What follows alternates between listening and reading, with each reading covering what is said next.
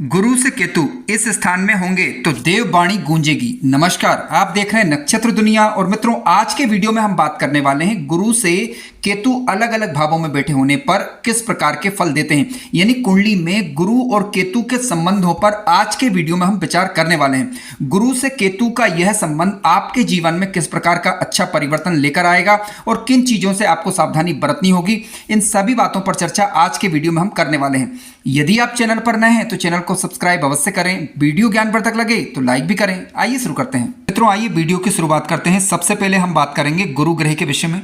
देखिए, गुरु ग्रह आप जानते हैं कि संतान के कारक, धन संपत्ति के कारक, मान सम्मान के कारक ग्रह हैं, न्याय के कारक ग्रह हैं, ज्ञान के कारक ग्रह हैं।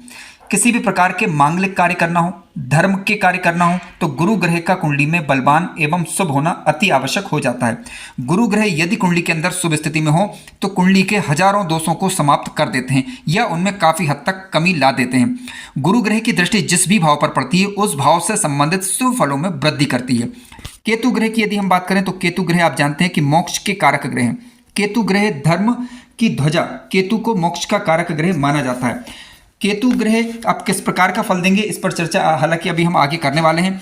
केतु ग्रह यदि कुंडली के अंदर शुभ स्थिति में होते हैं और शुभ भावों से यदि इनका संबंध होता है तो जातक घूमने फिरने के कार्य, इसके अलावा किसी प्रकार के धार्मिक कार्य, किसी भी प्रकार के कल्पना शक्ति के कार्य, किसी भी प्रकार के ऐसे कार्य जो कि अंतर ज्ञान से संबंधित हो या परोपकार या धर्म से संबंधित हो, उनमें लाभ देने का कार्य करते हैं। लेकिन हम बात करने वाले हैं आज के वीडियो के अंदर गुरु और केतु के संबंधों पर। तो सबसे पहले हम बात करेंगे यदि कुंडली के किसी भी भाव के अंदर गुरु और केतु एक साथ आकर बैठ जाएं तो किस प्रकार का फल देते हैं। इसके बाद हम गुरु से केतु के अलग अलग भावों में फलों पर चर्चा करेंगे।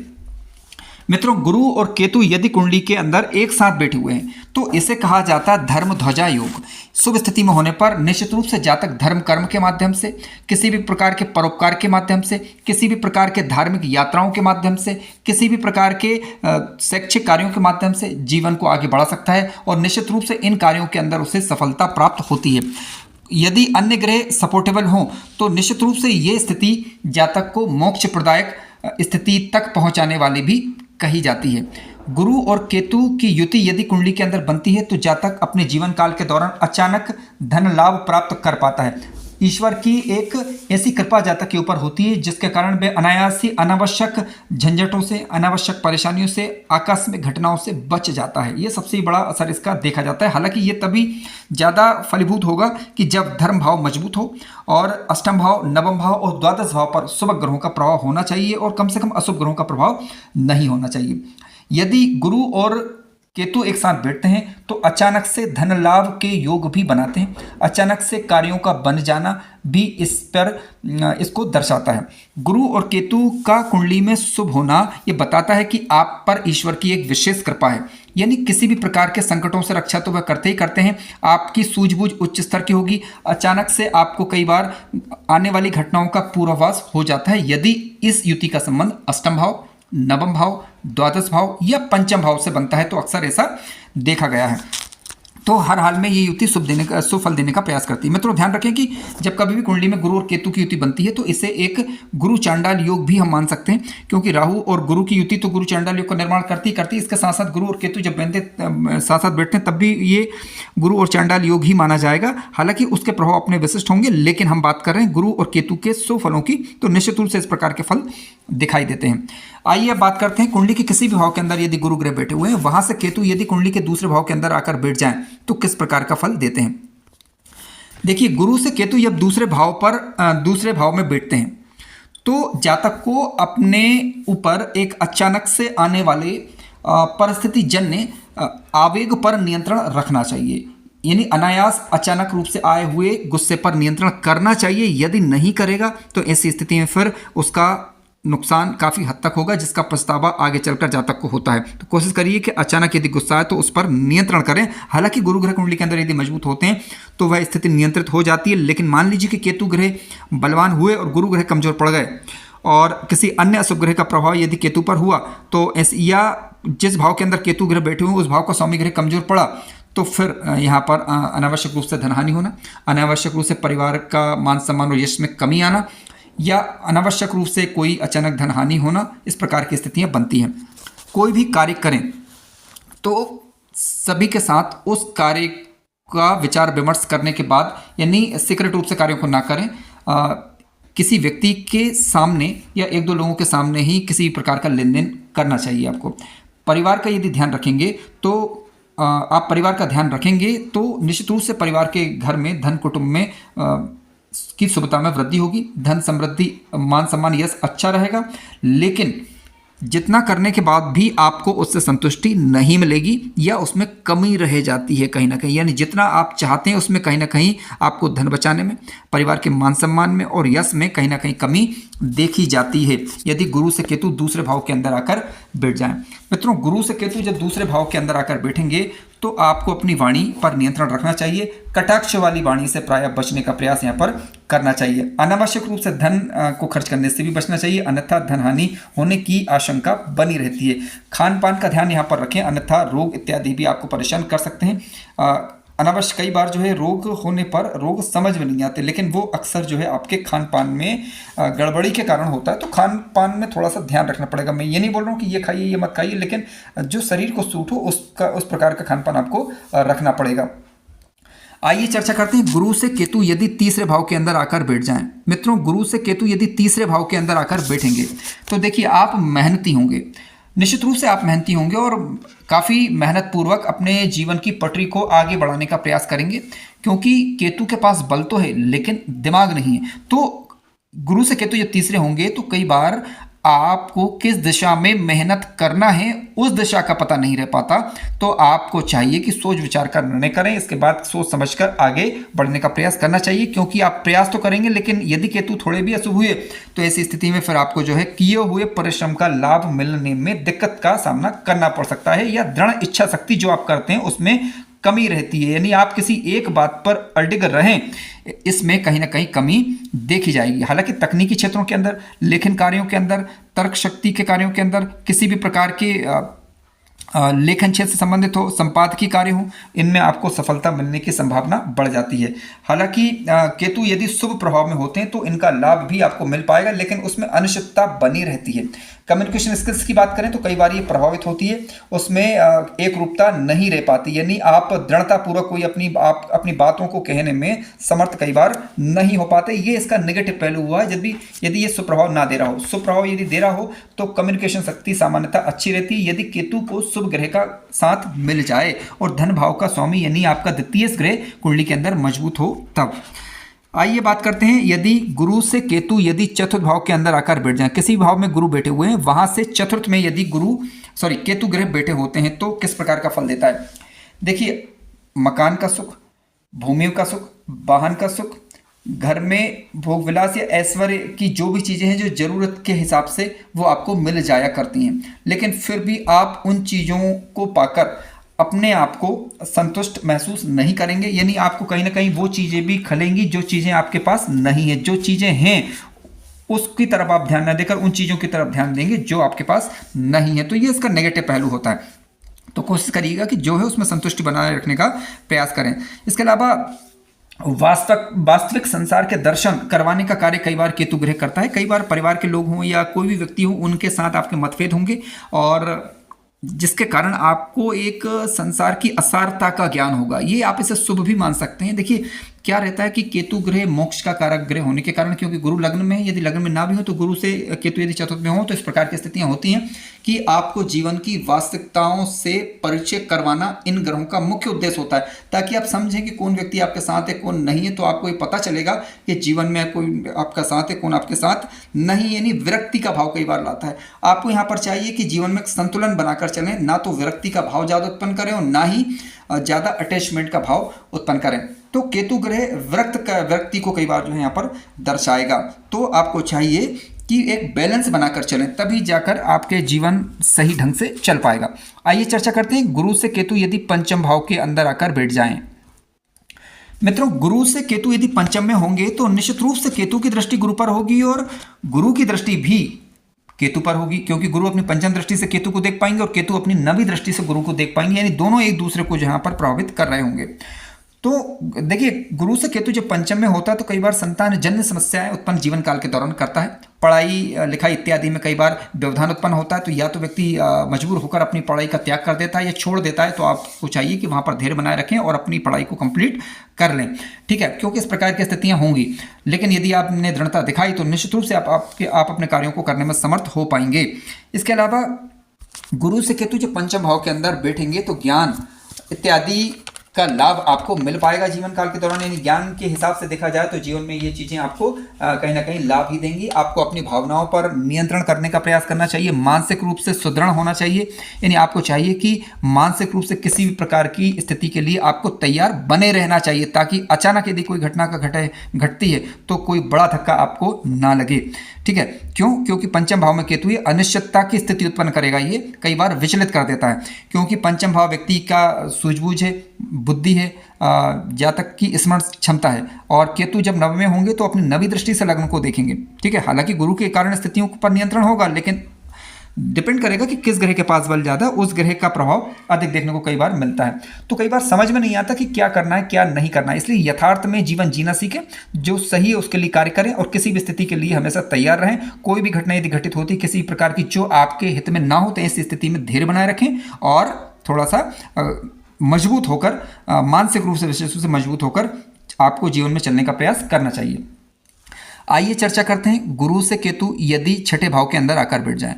मित्रों, गुरु से केतु यदि छठे भाव के अंदर आकर बैठ जाएंगे तो देखिए आपको अपने धन को अनावश्यक रूप से खर्च करने से बचना चाहिए। स्वास्थ्य का ध्यान प्रमुख रूप से रखना चाहिए, क्योंकि कई बार देखा गया है कि स्वास्थ्य संबंधी दिक्कतें भी जीवन काल के दौरान इस प्रकार की फेस करनी पड़ सकती है।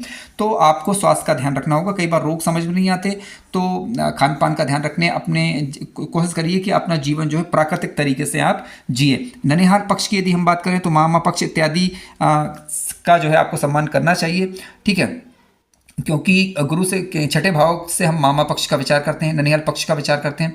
हालांकि जरूर नहीं आपकी कुंडली के अंदर केतु छठे भाव के अंदर ही हो। गुरु से केतु छठे भाव के अंदर है तो ऐसी स्थिति में यदि छठे भाव का स्वामी मजबूत हुआ, छठा भाव ठीक ठाक हुआ, शुभ ग्रहों का प्रभाव हुआ, तब तो ठीक ठाक। अन्यथा आपको वहाँ पर थोड़ा सा सोच विचार का निर्णय करना चाहिए और यानी संतुलित व्यवहार उन लोगों के प्रति आपको रखने का प्रयास करना चाहिए। गुरु से केतु मित्रों छठे भाव के अंदर होते हैं तो हालांकि ये शत्रु नाशक स्थिति होगी और किसी प्रकार के कोर्ट कचहरी के मामले इत्यादि से भी आपको जो है बचने का सामान्यतः यहाँ पर प्रयास करना चाहिए, क्योंकि केतु जब छठे में होंगे तो राहु 12वें में चले जाएंगे, ठीक है।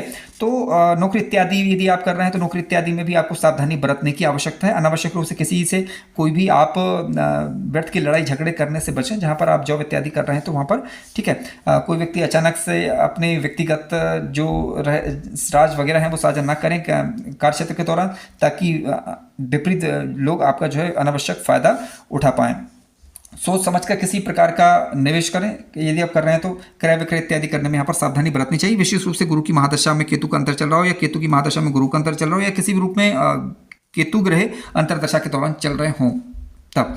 आइए चर्चा करते हैं गुरु से केतु यदि सप्तम भाव के अंदर आकर बैठ जाएं। मित्रों, गुरु और केतु जब आमने सामने होंगे ऐसी स्थिति के अंदर, तो देखिए गुरु और केतु जब आमने सामने जाएंगे तो होगा क्या। देखिए वैवाहिक दृष्टिकोण से ये स्थिति ठीक ठाक नहीं, कहीं ना कहीं वैचारिक मतभेद उत्पन्न होते हैं, पार्टनरशिप इत्यादि है तो वहाँ पर जो है आपको कई बार परेशानियों का सामना करना पड़ सकता है। इसके अलावा गुरु केतु जब आमने सामने होंगे तो वैवाहिक खुशियों को कहीं ना कहीं प्रभावित करते हैं। इसके अलावा कहीं ना कहीं आपका जो अच्छा जीवन होता है उसमें खलल उत्पन्न होता है, कह सकते हैं कि उसमें वो पारिवारिक माहौल थोड़ा सा बिगड़ता है। साझेदारी के कार्यों में भी दिक्कत, आपको दैनिक व्यवसाय इत्यादि कार्य कर रहे हैं तो उसमें भी कहीं ना कहीं आपको अनिश्चय की स्थिति बनी रहती है, प्रॉपर ढंग से उसका लाभ ना मिल पाना, इस प्रकार की दिक्कतें होती हैं। यदि व्यापार इत्यादि कर रहे हैं या फिर विदेश यात्रा में आप गए हैं या फिर हवाई यात्रा वगैरह कर रहे हैं तो वहाँ पर भी ऐसी स्थिति में आपको सावधानी बरतने का प्रयास करना चाहिए, विशेष रूप से गुरु में केतु के अंतर के दौरान या केतु का अंतर जिस समय चल रहा हो तब की यहाँ पर बात की जा रही है। हालांकि शुभ स्थिति होने पर इस प्रकार की ज़्यादा कोई दिक्कतें नहीं होती है। आपकी कुंडली में ये भी देखना होगा फिर केतु जहाँ बैठे हुए हैं उनके साथ कौन सा ग्रह बैठा हुआ है, उसका भी एक अपना अलग प्रभाव होता है, लेकिन फिर भी सावधानी बरती जानी चाहिए। आइए चर्चा करते हैं गुरु से केतु यदि अष्टम भाव के अंदर आकर बैठ जाएं। मित्रों, गुरु से केतु यदि अष्टम भाव के अंदर आकर बैठते हैं तो देखिए आप जानते हैं कुंडली का जो अष्टम भाव होता है वो रहस्यात्मक भाव होता है। केतु ग्रह कुंडली के अष्टम भाव की यदि हम बात करें तो शुभ माना जाएगा। यहाँ पर शुभ स्थिति में यदि बैठे हुए हैं तो निश्चित रूप से यदि आप धर्म से जुड़े रहे और किसी प्रकार के कोई ऐसे कार्य जो कि धार्मिक किस्म के हैं उनसे जुड़े रहें तो निश्चित रूप से ये केतु आपके लिए शुभ फलदायक सिद्ध होंगे। अचानक से लाभ मिल सकता है, अचानक से आपको जीवन में कोई बड़ा सम्मान मिले, अचानक से कोई आपको आपकी कोई बड़ी समस्या का निवारण हो जाए, इस प्रकार की स्थिति बनती है। हालांकि केतु जब अष्टम भाव के अंदर बैठते हैं और यदि थोड़ा बहुत भी ये नीच राशि के हुए अशुभ प्रभाव में आ गए तो ऐसी स्थिति में फिर आपको जो है लाइलाज बीमारियां उनको अनदेखा नहीं करना चाहिए। बड़ी बीमारियों को अनदेखा ना करें, प्रॉपर ढंग से आप किसी अच्छे वैद्य या डॉक्टर से सलाह समय पर लें। और केतु यदि गुरु से अष्टमस्थ होंगे तो ऐसी स्थिति में देखिए कई बार जो है आपको शत्रु भय भी बना रह सकता है, मानसिक कष्ट इत्यादि का सामना भी करना पड़ सकता है यदि अशुभ स्थिति में ये हो जाए। तब शुभ स्थिति में होने पर धर्म कर्म में जुड़े रहे तो लाभ देंगे, और यदि अशुभ स्थिति में हुए तो फिर आपको स्वास्थ्य का ध्यान रखना होगा, किसी प्रकार के षड्यंत्र से अपने आप को बचाने का प्रयास करना चाहिए। आइए चर्चा करते हैं गुरु से केतु यदि 90 भाव के अंदर आकर बैठ जाए। मित्रों, गुरु से केतु 90 भाव के अंदर आकर बैठेंगे तो केतु की दृष्टि गुरु पर और गुरु की दृष्टि केतु पर होगी, क्योंकि केतु अपनी पंचम दृष्टि से गुरु को देखेंगे और गुरु अपनी जो है वो 9वीं दृष्टि से केतु को देख पाएंगे। 90 भाव के अंदर जब केतु जाएंगे गुरु से तो ऐसी स्थिति में देखिए आपको धर्म कर्म करना चाहिए, पूजा पाठ इत्यादि के कार्यों से लाभ होगा, ध्यान इत्यादि से लाभ होगा। अपने शिक्षक का सम्मान करें, गुरु का सम्मान करें, पिता का सम्मान करें, अपने बड़ों का आशीर्वाद लें, धार्मिक यात्राएं करें तो लाभ होगा। ठीक है, निश्चित रूप से आप लाभ ले पाएंगे। और जन्म स्थान से दूर कहीं जाते हैं तो उस दौरान भी आपको जो है इनका लाभ मिल पाएगा, यानी कुल मिलाकर ये स्थिति शुभ ही मानी जाएगी। आइए चर्चा करते हैं गुरु से केतु यदि 10वें भाव के अंदर आकर बैठ जाएं। मित्रों, जहां गुरु बैठे हुए हैं वहां से केतु यदि 10वें भाव के अंदर आकर बैठ जाएं तो वर्किंग एरियाज के अंदर कार्य क्षेत्र में आपको लाभ देगा। विशेष रूप से केतु ग्रह यदि किसी शुभ ग्रह के साथ बैठा हुआ तो उसके बल को बढ़ा देगा, व्यवसाय इत्यादि में लाभ देगा। इसके अलावा पिता के कार्यों को आगे बढ़ाने से आपको लाभ मिलेगा। सरकार से समाज में मान सम्मान आपको अच्छा मिलेगा। ठीक है, जीवन में हालांकि उतार चढ़ाव बना रहेगा तो इससे घबराने की आवश्यकता नहीं है। वाणी पर आपको नियंत्रण रखना चाहिए, अपने शत्रुओं पर अनावश्यक रूप से हावी होने का प्रयास ना करें, अनावश्यक रूप से किसी प्रकार के लड़ाई झगड़े से बचना चाहिए। गुरु से केतु ये 10वें भाव के अंदर बैठे हुए हैं तो आपको चाहिए कि मेल जोड़ बनाकर रखें, अनावश्यक रूप से व्यर्थ के वाद विवाद से आपको बचने का यहाँ पर प्रयास करना चाहिए। अन्यथा आपको जो है व्यर्थ की धनहानि, व्यर्थ के लड़ाई झगड़े या मुकदमों का सामना करना पड़ सकता है। इस प्रकार की सिचुएशंस बनाता है जो कि आपके लिए असहनीय होगी फिर।